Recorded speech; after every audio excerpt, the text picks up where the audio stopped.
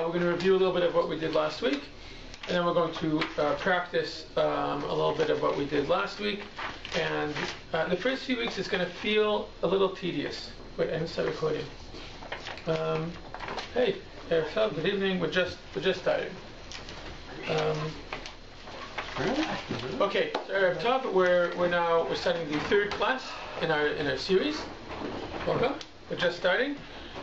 So third class, and I was just saying that the first few weeks it might feel a little tedious because we're going to be going very slowly, but we'll see that it builds momentum. As we go, the next few weeks we'll actually start seeing the Gemara from the inside.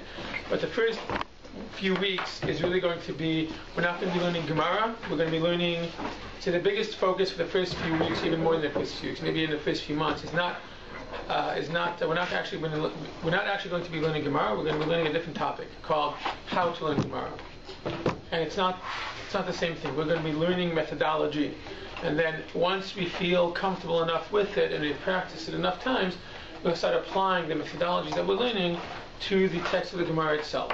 Okay, but learning Gemara and learning how to learn Gemara are not the same thing. I explained a little bit about it in the first class, but so what we're going to do is, we start off every week, we're going to be practicing what we saw at the end of last week, and then second part of the class we're going to be practicing this, just going to re-practice what we practiced last week, which is differentiating the three different levels of text that exist in the Gemara. Okay, we're going to, that's a skill we need to practicing it again and again. We're not going to do it, and we're not going to spend any one class doing it 10 times because that gets quite boring. If we were patient enough, maybe we would do that. But the truth is, if every week we do it a little bit more, then it will accumulate eventually to become something that becomes easy for us. And then hopefully we'll have time. We'll also start kind of like the introduction to next week's. I always try to finish off the class with something a little bit new. Okay, kind of whet our appetite for next week. Okay, yeah, and of course, if there's any questions about stuff from last week that was unclear or not sure, please. I just have a question more from the first week, the introduction. Where in all of this does the Midrash fit in, and who compiled that and wrote that? So the Midrash is a word that includes within it a very large time span and literary works. Midrash. I'm not sure how to actually translate the word. There is a way to translate it. I'm not sure exactly how to translate it. Midrash is anything that was that extrapolates something, that uses the text as a source to extrapolate something that's not in the text itself. So there's, I love going off topic. I'm sorry. No, I actually do love going off topic. It tends to be that the off-topic topics sometimes are more interesting than the topic itself. And by the way, we will see when we get to the Gemara that the Gemara goes off topic also very, very often, because I'm tricking you. I'm getting back into the topic because the Gemara is the recording of the live conversations that took place in the study halls in the Babylonian yeshivot over a span of a few hundred years. And as live discussions, a lot of times people will go off topic and then they'll come back to it, or they'll go a little bit off topic, or it will suddenly be like almost, oh, this reminds me of a story I heard, oh, and that story reminds me of that guy, and that guy said this kind of thing, and okay, now we've been talking for 2 hours, let's go back to the topic we actually discussed. Erev Tov. So we tend, and I'll spend exactly 2 minutes explaining a little bit about Midrash.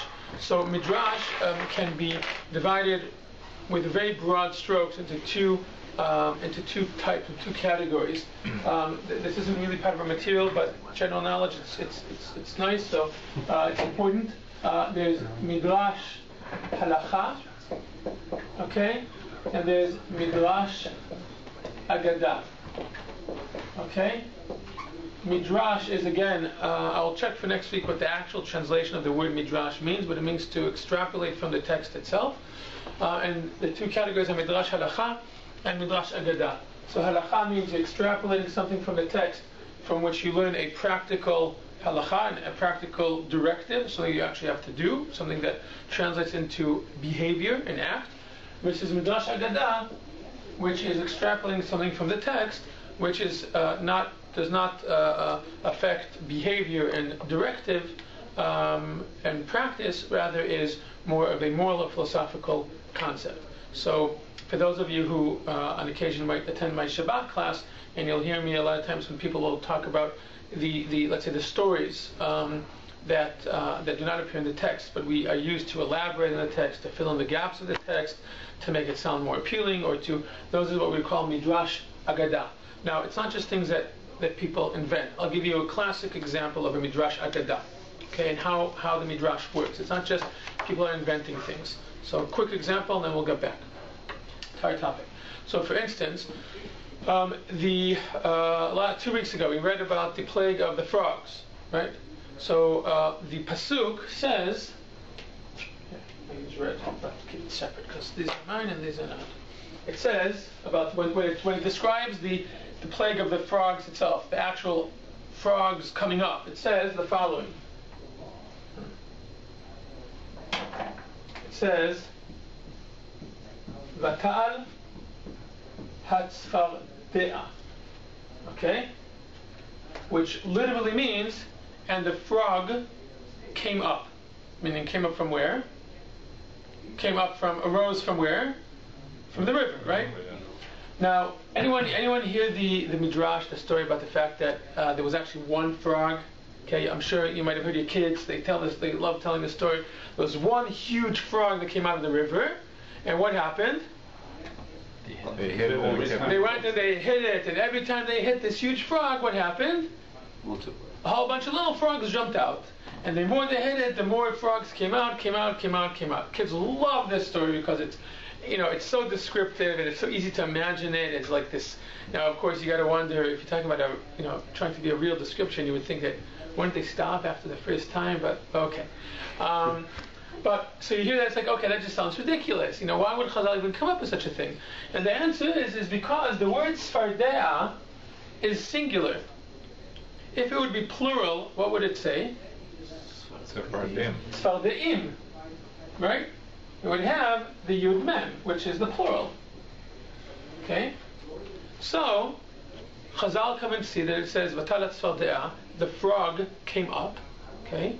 Now, the simple explanation is that sometimes things, just like you come and say, some animals, the plural and the singular are the same, like fish. Come on, I'm a foreigner, I know this. Fish, right? Fish, plural is fish, not fishes, or fishies, right? And there's a few other, sheep, I think, right? Sheep also? Yeah. Any others? I don't know. What? Moose. Moose? Okay, I guess because what? Yeah, because moose is right. Okay, so the simple explanation is that also in Hebrew there are some animals where the singular and the plural are the same. Now it's difficult because in some places we do, in other places in Tanakh they are plural, but based on this, the rabbis come and say, well, this is a very strange phrasing, and from this arose the Midrash and says, look, a story that does not appear in the text, but it's based on something in the text leads to this story or to this elaboration. Okay, so would this be a Midrash Aggadah or Midrash Halacha? 100%. This would be Midrash Aggadah. Okay. And there's similar to that. There are a whole bunch of Midrash Aggadah. Okay. For instance, there will just to give a quick example. And I know I said 2 minutes, and it's been waiting more than 2 minutes. But once you get me started, once you talk about something, you might as well explain it. So I'll give you another example. We say in the Shema, we learn in the Shema that it is the father's obligation to teach his son Torah, and it's actually one of the topics we're going to learn once we get into the Gemara. We're going to learn about the 5 core obligations a father has towards his children. Okay, one of them is to teach their children Torah, and from where do we learn this obligation? Anyone know? Anyone take a guess? From where do we learn? Very good. From Kriyat Shema. You say, right? Veshinantam levanecha. Okay, it talks about these words, meaning these words of the Torah. You need to lishanenotam, you need to repeat them. By the way, we've talked about this word already. Veshinantam from the word tana, lishnot, to repeat. Okay, we mentioned that 2 weeks ago. But veshinantam levanecha is you shall repeat to your son these words. These words referring to either the words of the Shema or the words of the Torah. Okay, so Comes the we'll see this in our Gemara in probably 3 or 4 weeks, maybe a little bit later. It says, well, why does it specify levanecha? What does levanecha mean? To your son. To your sons, right? To your sons or your son. Okay. So the Midrash comes and says, oh, levanecha. If it specifies levanecha to your sons, it must be excluding who? Don't worry, I won't judge you. It must be excluding your daughters. Otherwise, it wouldn't have to specify. Or it would say, "V'shinatam levanecha v'livnotecha," or it would say, "V'shinatam lezarecha," to your offsprings.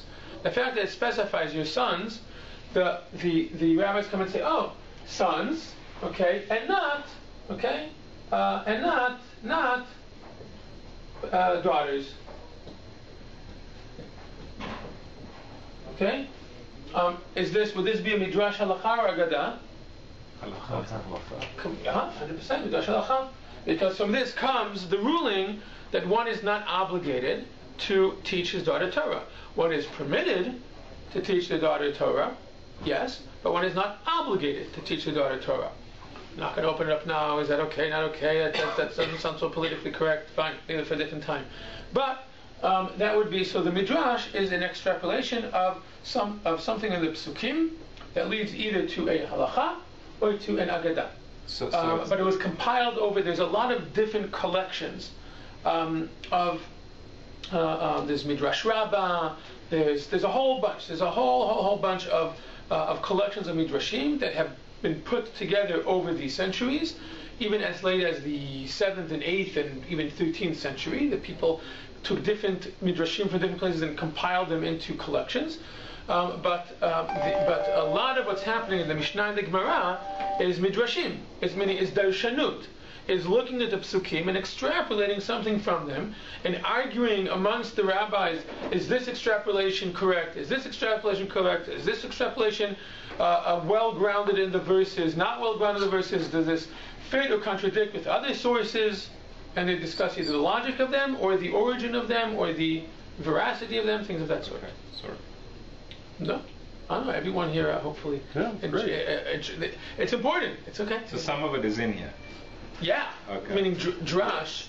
Now, when you say lidrash is to do that act of extrapolating. When we talk about the Midrash, that is the compilations of putting them together, like Midrash Rabba, or Midrash Eicha, or Midrash, Eliyahu Zuta, whatever. There's all kinds of Shimoni. There's all kinds of collections of midrashim that are either Midrash Halacha or Midrash Aggadah that were put together over. Meaning, someone, let's say, would go to the Gemara. Someone in, let's say, I don't know, the 6th or 7th or 8th century will go to the Gemara and take out of it all of the places where the rabbis were doresh from Sefer Bereshit, put that together and say, okay, now we have Midrash and Bereshit. Or take a lot of other sources that we have and compile them together. Yeah. So this question comes from me because I wasn't here in the beginning. So we're used to thinking the word midrash as a story, but in your second example, I guess midrash is just an interpretation. It's not necessarily a story. Not an interpretation, an extrapolation. An extrapolation. Because explaining would just be explaining what a word means. But here it's coming and saying, well, why is there a vav? Why is there an extra and? Okay, kabed. I'll give you another example. Okay, kabed et avicha ve'et imecha means what? What does this verse mean? Honor your father. You shall honor your father and your mother. Okay. Now, we know that the Torah is usually very careful in not saying extra words. The way this could have been written is kabed et avicha and what? What should be the next word? Ve'imecha. Okay? Because the word vav in Hebrew serves the word and. So what does it have to say? Avicha ve'et imecha. The word et means and, but it's basically saying and.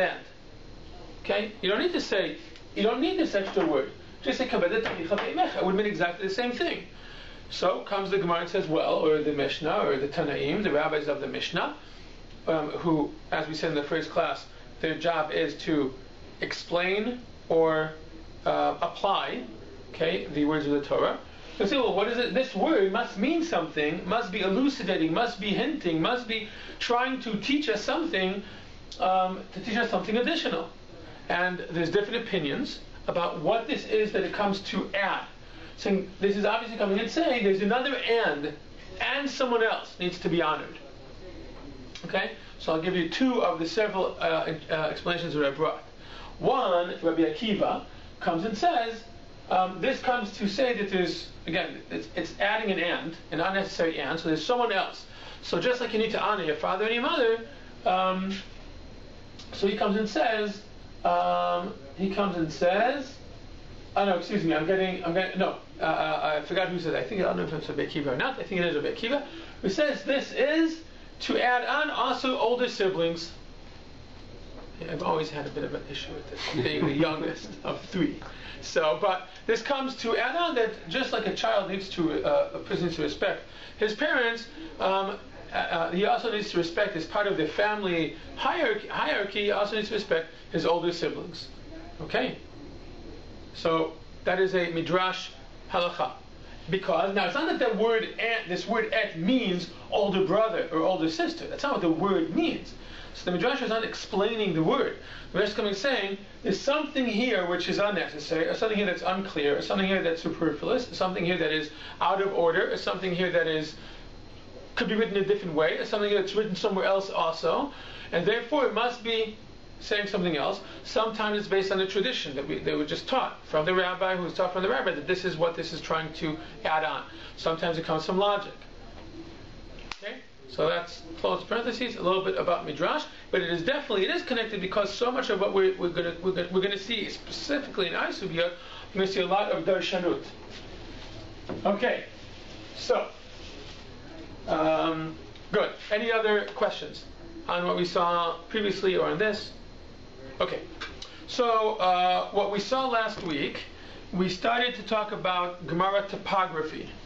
Okay, so let me see, hopefully people have the sheet I gave out last week. Let me see if I have any extras. Yes, no, not extras. It's this. That would be this. Okay, I will go over it again quickly, and then let me see if I have any extras. If anyone doesn't have here, no, I don't have any extras. Second.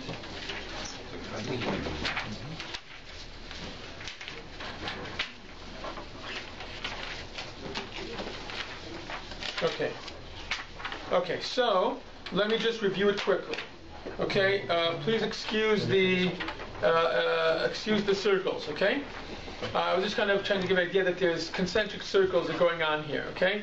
The center of the text, this is what a prototype, any single page of Gemara you will ever see has basically this structure to it, okay? And obviously, how much there is from each text could be different. Usually the bottom, the Talmud part might go like this, and the Rashi part might end over here. The Tosfot might end over here. It might go like this, but this is the basic structure, okay? And I remind this very quickly, because then I'm gonna want us to actually practice this with several pages. And this is really just very simple, and just to do it a few times until you get familiar and comfortable with it. The center of the page is always going to be the Talmud. And part of what we're going to do is we're going to make sure we use the right terminology. The word Talmud is the whole middle text, which is going to be comprised of both the Mishnah and the Gemara. And we explained last week a little bit about the Mishnah. The Gemara is the discussions of the Amoraim, which is comprised of the three layers of text. Okay, and at a later time, someone came and said, okay, let's put the Mishnayot as we'll put the Mishnayot in block, and all the Gemaras, which are all the discussions that take place on that Mishnah, as we saw a little bit last week, how it's built.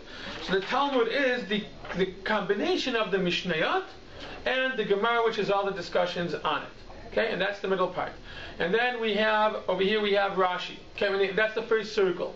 The next layer on the page is the Rishonim. Okay, the era from the 10th century until the 15th century, with the two main commentators as far as the Gemara is concerned, is Rashi, who lived, we all have heard of Rashi, who lived during the First Crusade. Okay, he died in the year 1104.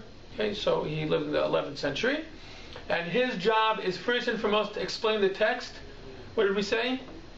On the inside, just the simple meaning of the text, and therefore he will always appear on the inside of the page. Why do I say that he always appears on the inside of the page? Because depending on what side you're looking at, if you're looking over here, so where's Rashi? On what side? Right. On the right. And if right towards the middle or on the right.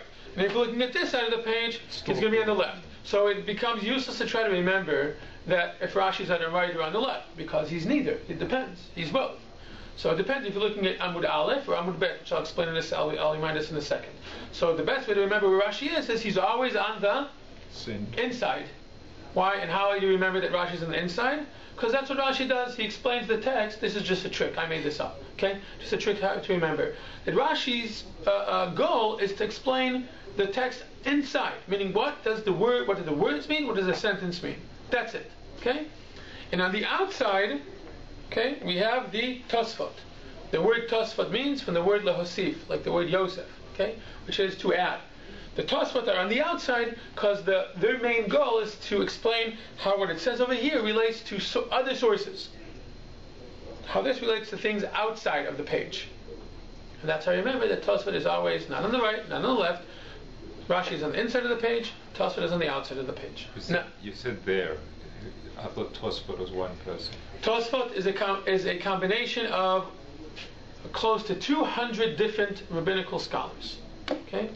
Who lived over a period of about 200 years, and there's 4 or 5 major Tosafot, people who we call, who kind of get that name, and those 3-4 main ones were actually Rashi's grandchildren. Interestingly, okay, Rashi had no sons; he had 4 daughters, all of whom married great scholars. For instance, if you've ever heard of the Rabbi, who's one of the classic commentators in the Chumash. The Rabbi was Rashi's grandson. Okay, so the greatest Baalei Tosafot were Rashi's grandsons, and it's very, very interesting to see when they will quote Rashi, how they quote him. Sometimes they quote a different version of him, and you're wondering, well, did they have the correct version? Or sometimes they will even talk about the fact that they argued with their grandfather about this point, things of that sort, and to see how they relate to each other. Actually, Rashi's daughter's famous story. Rashi's daughter was also a Torah scholar. One of Rashi's grandchildren recounts in one of the Tosfot that he writes that his mother was teaching this, was teaching in the yeshiva a certain thing. It says that, and he explains that she was sitting behind the mechitza and she was teaching Gemara to the students, which is very, very interesting. Bewildered faces, yes, I know. Very interesting. Whenever you hear conversations, a lot of times you hear conversations about women's roles in today's, in women's roles in Orthodoxy, many a time you will hear reference to Rashi's daughter, and that's why. They were wearing tefillin and stuff. Yes, also about the fact that she would wear tefillin. Yes. Okay. So that's our second circle, the circle of the Rishonim. Excuse me, are you saying women are permitted to light the tefillin on? I did not say that. No, I said because of you citing that Rashi's granddaughter did it. Yeah. Can you not extrapolate that women are a... You're doing a Midrash. You're doing that. Very good. Could you extrapolate from that there is a certain situation where women would not be forbidden to do so? Yes. But if you notice, I did like double negatives to keep it vague, especially because I'm being recorded. So there are always exceptions to the rules. That's why they're called rules. I'm not sure what that means. People like to say that, but there are always exceptions to the rules. So that would be an exception. I would be happy in a different time, to talk about it at great length, to explain what the reasons, what the argument for, what the arguments against are. But and it's not something I only know about academically. I have a cousin who grew up with a mother who would put on tefillin every single day, and she herself also puts on, and this doesn't do it in shul, doesn't do it publicly, it's just part of her own personal devotion, but I would leave that for a different time to explain the whole background, because usually we tend to hear about it in a more like populist way, where people get all kind of excited about it and not necessarily understand what the origins are for this direction, for this argument, and for this argument. And obviously, like most things, it's a lot more complicated than what it seems like. Okay, so now that I've diffused that. Okay, so we have the Talmud in the middle. We have Rashi and Tosfot on the sides, and then the third circle, okay, the third layer is what we call the Achronim, okay, which is all the people who lived from about literally the word Achronim means the last, okay, meaning and that is anyone who has lived, all the sages that have lived from about the late 1500s. Usually we kind of say that 1492 is the kind of line between the two eras of the Rishonim and Achronim. And why 1492? Expulsion of Spanish Jews. Thank you for not saying the discovery of America. The expulsion from Spain, because that really serves as a real important, significant time for massive transformations in the Jewish people and Jewish tradition, and that becomes kind of like a watershed year for a transition in the generational transition. So this layer holds within it all those things that we pointed out on the page here.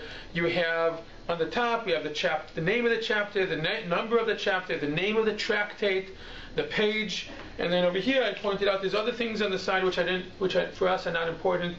Maybe we'll get to them, but they're really not that important for everyday learning, except for over here, which is references to the Halacha. If you are reading a discussion here, many times the discussion will not end with a definitive answer, with a conclusion, which sometimes it will, many times it won't. So if you want to know, okay, well, what is the actual conclusion? What is the directive? What is the correct way to do this? Okay, and this over here, which we will learn to use later on, basically sends you. It's like a footnote. It sends you to the source in the Rambam or in the Shulchan Aruch, okay, which are the two main books of halachic authority. Tells you where to look up the actual halacha. Okay, and those and what we're going to now, I will just add one more thing. This is what we saw last week. Questions just in a minute. I will add on one thing that I did not mention. Okay, which is, if you look in your Gemara, okay, or in the Gemara that you have in front of you, you'll see that, let's say, if you look in Rashi, you see that certain letters are in bold. Okay, you guys see it? Some of them are bolded. Also in Tosfot. So in Tosfot, you can take one of those. Okay. In Tosfot, also in Rashi, you'll see. In Tosfot, you'll see some of them are really big, and also in regular letters. Okay. And in the Rashi also, they're little letters, Rashi letters, but they're bolded. Okay. Those are what we call, and I would recommend. I'm sorry that I'm just saying this. I would recommend having, for those of you who are taking notes, I'd recommend having a separate page where you're going to be just writing down vocabulary words. Okay, we're not going to have a ton of vocabulary, but all the vocabulary that we're going to have is going to be they're going to be words that we're going to be using on an ongoing basis. So we'll introduce them into the class very slowly, very gradually. So we can, as we go along, we'll incorporate them on a more regular basis, and it'll be almost like by osmosis. So there won't be any kind of like memorizing or anything like that. But here's a word which is called Dibur HaMatchil.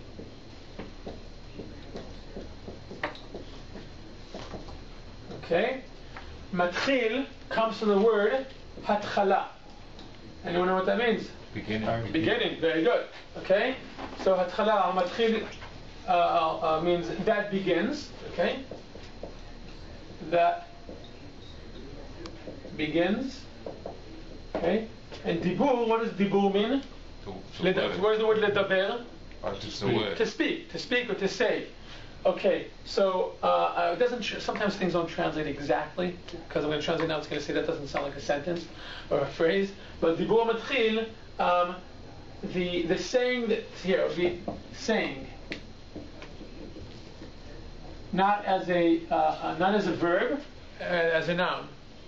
Okay, meaning the saying that begins with. Okay, when I want to refer you to Rashi's explanation on a certain phrase, a certain line, I will say the phrase that we use is, please look. Like I could say something like, please look up the first dibur hamatchil of Rashi. Okay, the first saying that begins with. I would say, look at the dibur hamatchil that starts with the word bereshit.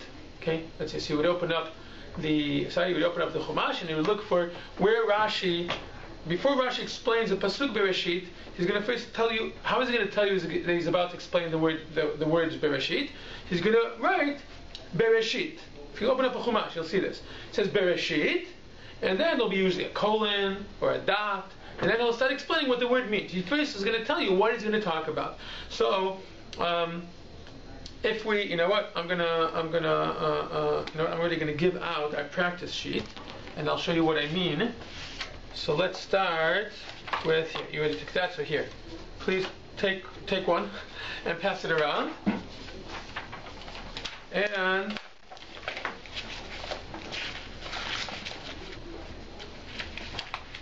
okay, and take one and pass it around. So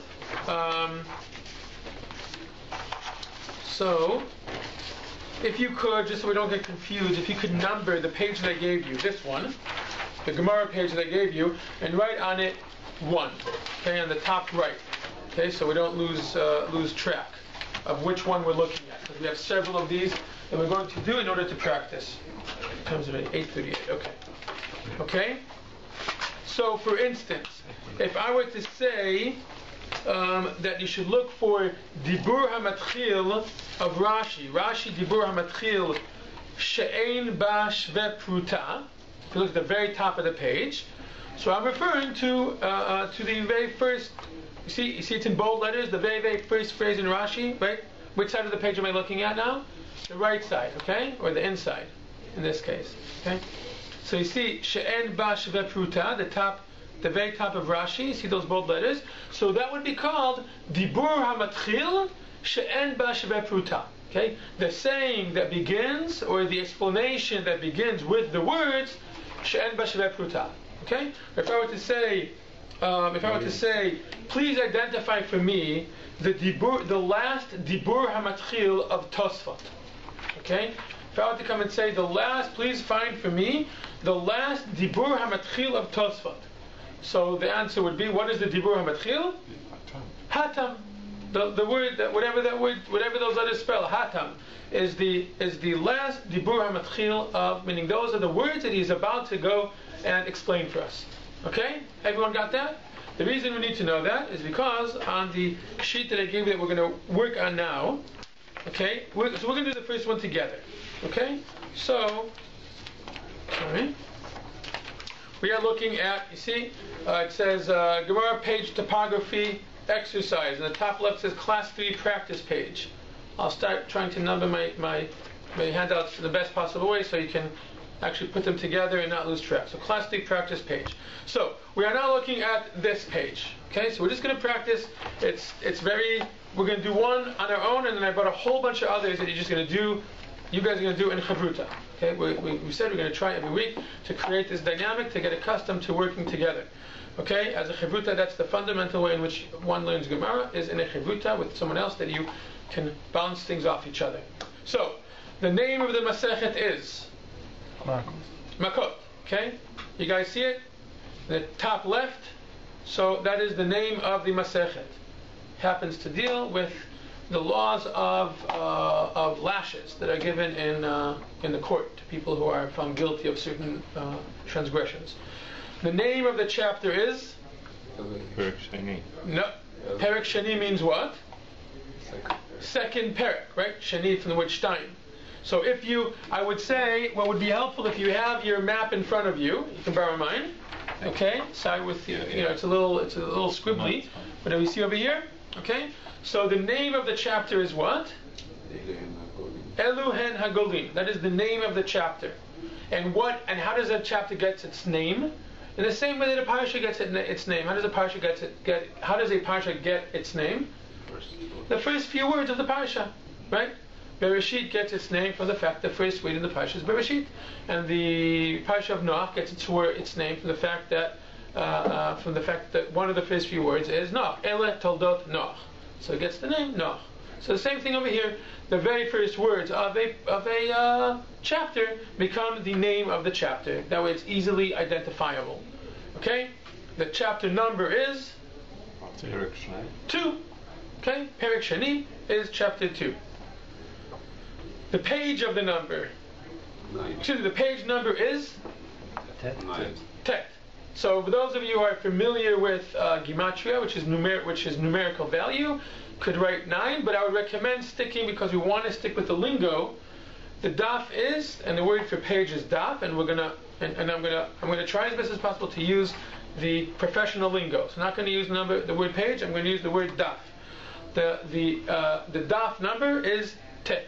Now this is really important. Okay. If you were to look in your Gemara, just grab any Gemara. Okay, any Gemara for a second. I'll take here. I'll take 9. Okay, so if you look, open up any page. So if you look on the left page, you'll see at the top left there's any we don't have to all be looking at the same one. Top left will have a numerical value of the page, right? Okay, but if you flip the page, well, what do you see in the top right? You don't see numerical value, right? If you're looking at a legit Gemara, meaning if you're looking at a Gemara that doesn't confuse you because of the eye scroll. So, right, you won't see, here, I'll show you. Okay? So, you see over here, there's the letter, but over here, there isn't. Okay? Because it's just page 2 of page 99. Okay? So the phrase we use for this, and it's really important because when you'll hear a lot of times, when a person's giving a drush or a shir, he'll say daftet amud aleph, okay, or daftet amud bet. Or if they're doing the English, he'll say 9a, right, or 9b. But better, the real phrase would be so in this case, this is daftet amud aleph. Okay, and again, anything that we learn from now on, that's the phrase I'm going to be using. Okay, so when I refer to a page, and if I say please open up Daf Kaftet Amud Aleph, that means 29a. Okay? So this is what? What daf are we looking at right now? What number daf? Tet Amud Aleph or Tet Amud Bet? Tet Amud Aleph. How do you know it's Tet Amud Aleph? Because Rashi's on the right. What? There's a simpler way. Because it actually has the letter Tet. Tet Amud Bet won't have anything on it. You won't know that Tet. So there's nothing. Correct. Tet meaning Tet Amud Aleph, meaning Tet Amud Bet cannot be figured out on its own, basically.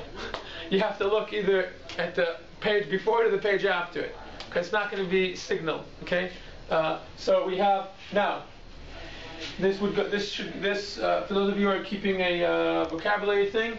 So this daf, okay, which is page X, whatever it is, tet, whatever, and then Amud Aleph or Amud Bet. Okay. Now, sometimes, okay, you will see that it says, we'll say Daf. Let's use the example of Daf Tet, just because that's what we. Okay, but obviously it's not specific. Sometimes it will even. A lot of things we'll see acronyms on occasion. We're going to see a lot of shorthand writing. Because remember, we mentioned this, I think, last week or 2 weeks ago. People didn't have extra ink.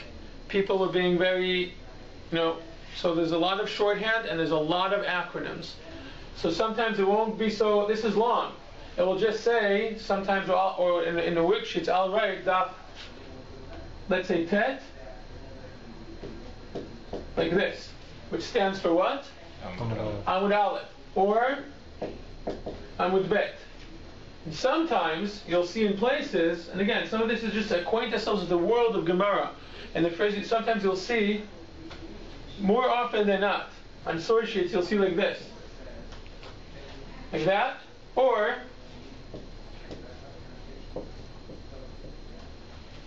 okay, obviously this being Tet Amud Aleph.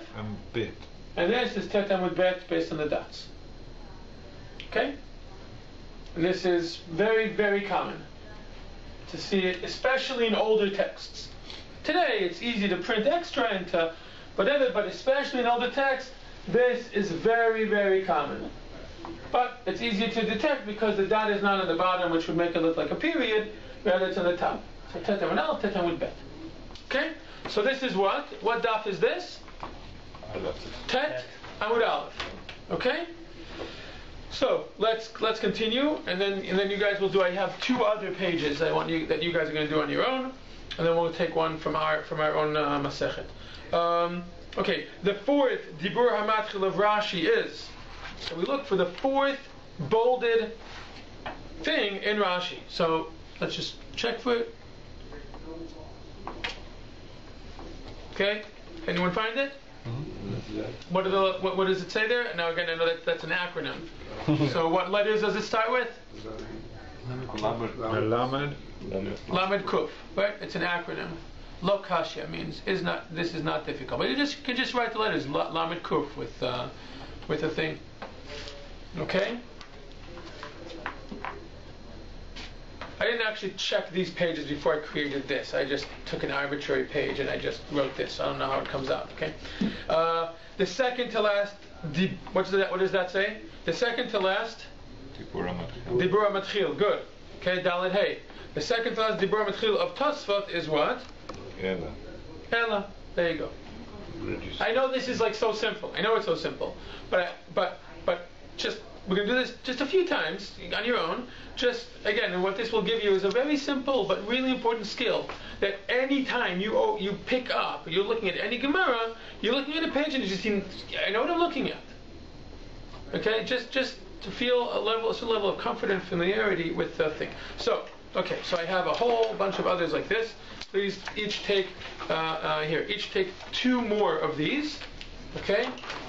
Two more of these, and I have two other photocopies. I see we're not going to have a chance to practice things from last week, but that's fine. Okay, take one and pass it around. These are not the same, so pass it all the way around. One each. One each, yes, one each. And in Chavruta, just go. This should take like 5 minutes, no more. Same thing. And yeah, take two of the worksheets and one of each of the Gemaras going around. So you should have. Oh, we should take. There's two different ones. I passed one this way, which is one page of Gemara, and a different one that goes through. So you should each have two more photocopies of a Gemara that we haven't seen yet. Okay, let's see. Let's see. Which one do you have? No, so not that one. Ah, it's coming. Okay. This one. Yeah. Yes, correct. Okay, so go ahead. In Chavruta, just fill it out and. This one first.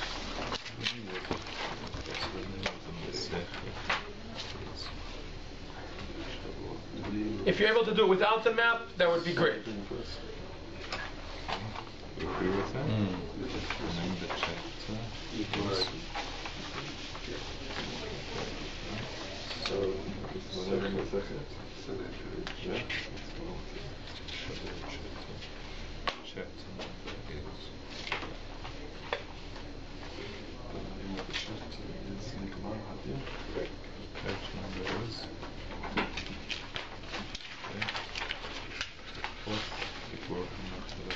If anyone needs any help, don't ask me. Ask your Chavruta.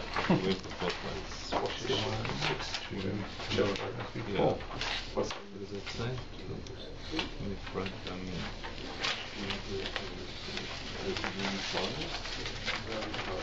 second to last twist.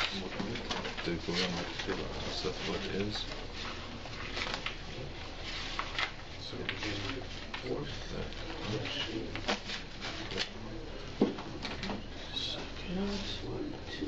This new page.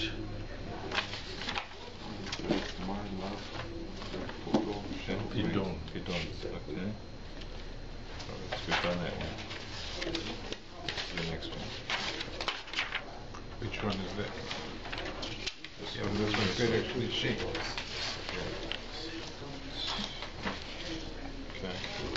And then my second is Sanhedrin. You know, it's one with this one. So I'd say, Mike, just for your own purposes, Mike, on the page that you got, on the photocopy of the Gemara, the number, let's just write 1, 2, 3 on each page, and that way it'll correspond to the worksheets that you're doing, and that way you can hopefully, you don't lose track of it, and you could keep them together afterwards. What the chapter is. Does a copy need to go into that Geniza? No. Good question. Does a photocopy of a Gemara need to go into Geniza? No, it does not. What is Geniza? Shemus. Sometimes we call it Shemus, meaning that should not be. Certain writings are considered to be holy writings, and we don't throw them in regular garbage. But a Gemara. But a photocopy of a Gemara would not constitute something that needs to be put into and then usually they go into a special collection, and then it gets buried. No. The name of Hashem ever used directly on that? No. Very rare. No, not really. But in general, it's becoming more and more common for rabbis to stop being machmir for no reason on these things, because if you're machmir on that, you're makel on a whole bunch of other things. The amount of money that is spent on it, on environmental issues, on the fact that basically that when it ends up happening, it sits around collecting nothing, and then you have things that really need to be put in shemus connected with things that don't need to be put in shemus, and they end up getting thrown into the garbage, the real garbage, things like that. Yeah, question? Okay, are people done? Photocopy of Tanakh or 1, 2, does? 2. That already different opinions. I personally go according to those who come and say that if it's photocopied, it is not considered to be shemus, and you look over here. Actually, it's a little bit easier because you're not, putting it in recycling. It's not as bad as putting it into regular garbage, which is mixed in with compost or with things that are smelly or rotten, things like that. Okay, so you guys finished? Yeah. Okay, finished? Ella, you guys finished? Okay, so let's do it quickly so we have enough time to practice a tiny bit of the three, because I don't want us to lose it, what we practiced last week. So we'll just do this really, really quickly. So let's see, which one do we have? Let's take, where is it? Here. Okay, the one that, okay, so someone start us off, let's see, the one that, I don't want to give it away, so, the one that has Tifshot at the very top of the Gemara, okay? I don't want to say what Masechet it is, because then I might be giving it away. Okay, so, the name of the Masechet is? Shavuot. The name of the chapter is? Someone else want to take this? The name of the chapter? Shavuot Shatim. Shtaim. Good. Shtaim. The chapter number is? Shlishi. Perek Shlishi. The page number is? Someone get this right? What? That's an incomplete answer. Meaning that, sorry, bad phrasing. That is a 50% correct answer. Excellent. Exactly. Daf Kaf Amud Aleph. Because it's always going to be Amud Aleph or Amud Bet. Okay? Because remember, there's two Kaf Bet, so I don't know which one you're referring to. Right? Okay? The fourth Dibur HaMatchil of Rashi is? Good. Kamefresh Dami. The second to last Dibur HaMatchil of Tosfot is? The second to last. Mitoch. Good. Mitoch. Everyone got that? The second Tosfot and this page, the wrong page. It's this page. Okay. Shavuot. So, okay. So no, because this is still Rashi. Right? This is still Rashi.